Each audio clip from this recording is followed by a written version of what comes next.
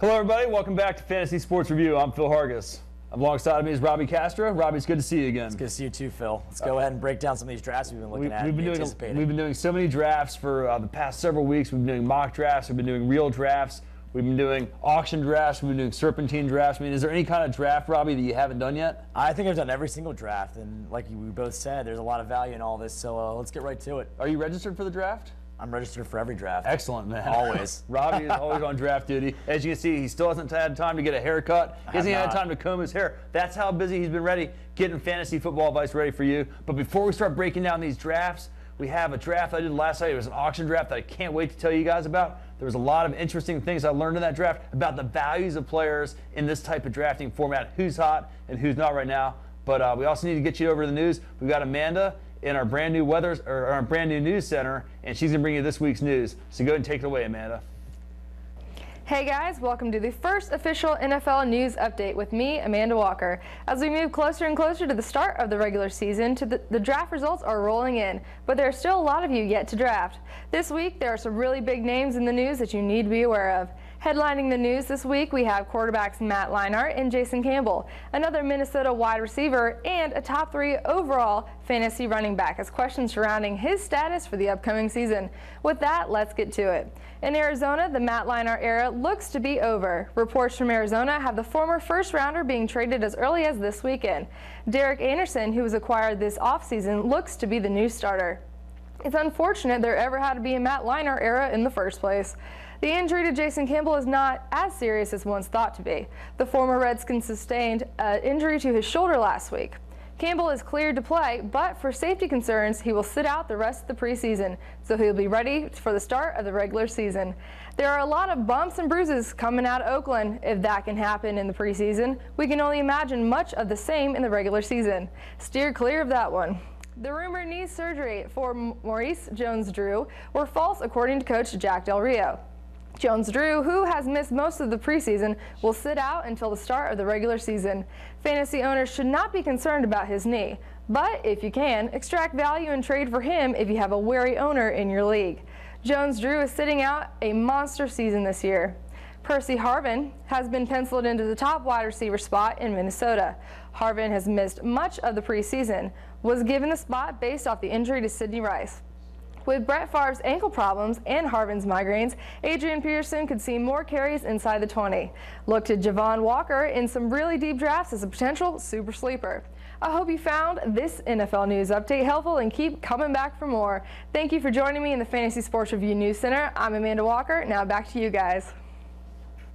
Thanks, Amanda, for delivering us that news. I mean, that's a pretty fancy new news set they got there for you. I mean, I wish ours was nice. I mean, that's pretty damn nice. They spent a lot of money on that news set, I heard. They give all the talent, all the money, man. They just let us come up here and talk about football and whatever stadium we wanted to go to any week. That's cool, though. Hey, we're in Dallas Stadium right now. Yeah, it's a good thing. Dallas has a lot of good food and everything. It was great covering their preseason games here. But, I'm looking forward to going back and checking out the Redskins-Cowboys opener in Washington, D.C. It'll be home sweet home. But, Robbie, we've been doing a lot of drafts and everything. We started to tell the viewers last week about some of the tendencies that we're seeing in the early rounds, the mid rounds, and the late rounds. We ran out of time. We didn't have a chance to talk to everybody about everything. But, what have you seen? You've done a couple more drafts this week. What are you noticing as the early round trends that you're noticing? People being overdrafted and people being underdrafted. Well, what I saw in one of my drafts, and I was really surprised about, was the quarterback position. I saw 3 of the top guys go in the first 10 picks. Okay, now what kind of scoring format are you talking about, just for the viewers, so they know? Are you talking about 6 points for every touchdown pass, 1 point for every 10 yards. No, it's not a completion per point per league. reception. It's not. Yeah, exactly. It's not. It's not a point per reception league. So I was really. I couldn't believe that Peyton Manning went first, was the first quarterback off the board in one of my drafts, and then we're talking about a big money draft too. He went 5th overall. Steven Jackson, I saw in one of my drafts, fell to the 10th pick. Steven Jackson's falling very far. He's a great value in all the drafts I've seen so far. He absolutely is a great value. And Frank Gore is going higher than expected. I saw him going 4th over Maurice Jones-Drew, which I don't understand because you want somebody to be the focal point of that offense, and if you got a guy like Maurice Jones-Drew, he's going to catapult you with, obviously with his points per reception. Well, there was that scary news with. Well, yeah, what Amanda did report, but that was false. I think it scared a lot of people that he had knee surgery. But that do some background information, do some investigative work, and you realize that 2 years ago he missed preseason, and he had 18 touchdowns. Yeah, there's a lot of veteran players that tend to take the preseason a little more lightly. Offensive linemen are notorious for doing that. But you're right, and some of the other running back values that I'm seeing in these drafts, I'm seeing D'Angelo Williams falling into the second round. I think he's a tremendous back. He's due for a bounce back season. I'm also seeing Larry Fitzgerald fall into the second round, and I don't understand why he's falling into the second round. The guy catches everything. He's got hands like glue. I don't understand but why. Who's he got throwing the ball to? It doesn't matter. Well, you know what? Yeah, it doesn't really matter. Supposedly Derek Anderson will be throwing the ball, and if that's the case, look for Larry Fitzgerald to kind of be like the Braylon Edwards of 2 years ago when Anderson made it to the Pro Bowl as a Cleveland Brown. I really think sky's the limit, especially in Ken Wisenhut's offense. He likes to go vertical a lot, and Larry Fitzgerald is their key to their offense, too. I mean, I think a great quarterback can make any receiver look great, but I don't know if a great receiver can always make an average quarterback look great. I mean, Randy Moss struggled when he was in Oakland. He did okay when he was up in Minnesota. Right, and then obviously with Brady, he's been fine. Right. I still think that Larry Fitzgerald's fine. I think his, the injury he sustained in the preseason, he'll be okay with. But I still look for him to get 90 catches for at least over 1,000 yards and at least 10 or 11 touchdowns out of a receiver. And you're getting him in the second round, you got to be kidding. And he gets more balls anyway because now the Bolden's gone. That's going to certainly create a few more opportunities for him. And you have to look at Breston kind of sliding into the player. He's one of those later round guys that we'll get to shortly here. Right. And I like I said too, Beanie Wells, I was kind of high on a couple weeks ago. I'm really kind of, I would sort of stay away a little bit because I don't see him getting enough production, especially with the running back by committee that you talk about. Yeah, a lot of people are high on Hightower. I mean, there's a lot of question marks in Arizona as to how that ball is going to be spread around. But Fitzgerald is the one common denominator there in Arizona that you can be absolutely confident in drafting that guy. But you still have another All-Pro season, and you're getting great. You'll get the best value you'll ever get on Larry Fitzgerald this year. Let's move on to some of the. I mean, so the theme of this for me, quarterbacks. Yes, all those quarterbacks are flying off the board. Aaron Rodgers, Drew Brees, whoever likes them in that order, getting drafted in the first and second rounds. It's kind of ridiculous. Those teams will be playing running backs by committee as their top tier running backs. It's just not a situation you really want to find yourself in. It's going to be a struggle, as you'll come to find out with some of these teams that we'll show you here shortly. But again, Sean Green, Jamal Charles, let somebody else draft those guys. Ryan Matthews getting way too highly valued. But still a good value if you can get him maybe in the very late first round. That's as early as you want to take him. But let's move on to the middle round. Robbie, now that we've drafted our running backs and our receivers, now's when we got to start looking at quarterbacks. Who are some of the quarterbacks you've noticed are coming off the board in the middle rounds after the big ones, the big five, if you will? I think a lot has to do with the work that Carson Palmer's put in this offseason. They acquired Terrell Owens. They get rid of Antonio Bryant. They also have a tight end, Jermaine Grisham, who's a rookie, but Carson Palmer's been flying around 5th, 6th, 7th round, man. And I mean, as a guy like last season, if you look at his season that he had last year, wasn't great by any means. His accuracy fell off a little bit, his completions fell off a little bit, and as well as his yards and his touchdowns. And they had a successful running game. And they had a great running game. But a lot of blame had to have been put on some other guys because they paid Carson Palmer all this money to succeed, and he really didn't. After that knee surgery he had in that playoff game against the Steelers 3 years ago, I don't think he's been the same since, and he's been flying off this draft board. And like I said, 5th, 6th, 7th round. I'd kind of stay away from Carson Palmer. That's definitely a little bit way too early to be drafting Carson Palmer. I think a lot of people are excited about that offense, like you were saying.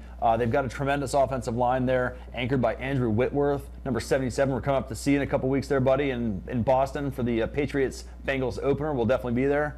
I'm looking forward to that. But, some other guys that you'll find good value on, like Matt Ryan. Okay, he struggled a little bit here in the preseason.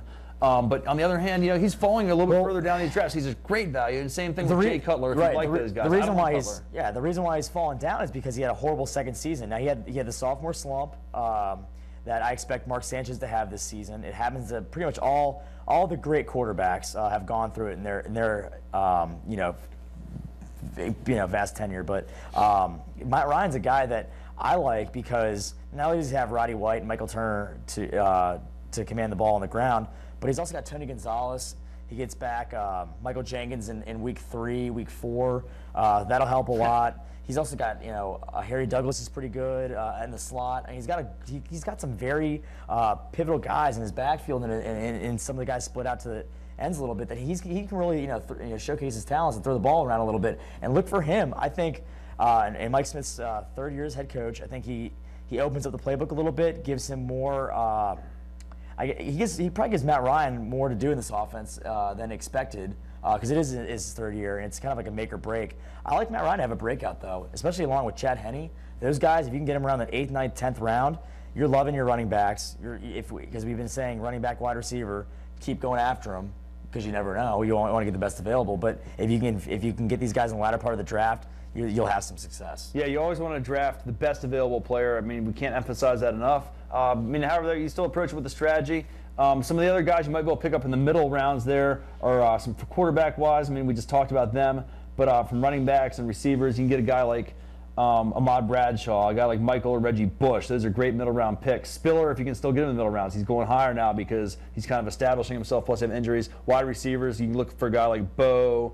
Maybe Wes Welker falls a little bit, probably not. Hines Ward, Terrell Owens, or maybe even a guy like Santana Moss or Mike Wallace. You can look for those guys. Moving on to the late rounds. Some things that I've seen is Ahmad Bradshaw. Now, he is now slated as the starting running back in New York. He was starting against the Patriots tonight. This guy has explosive speed out of the backfield.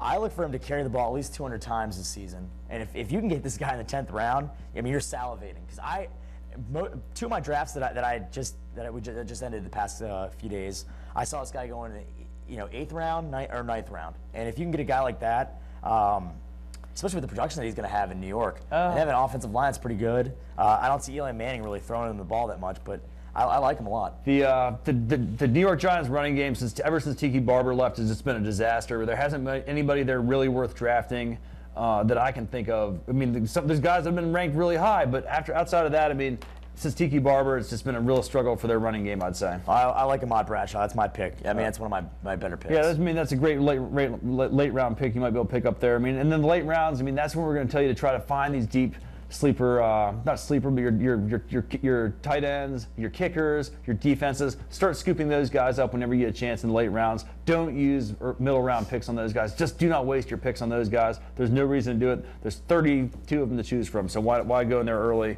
Then look for a guy like Steve Breston, Jabbar Gaffney. I know you're high on him I like that. in the late rounds, and you can pick up some leftover running backs like Tomlinson's and Ricky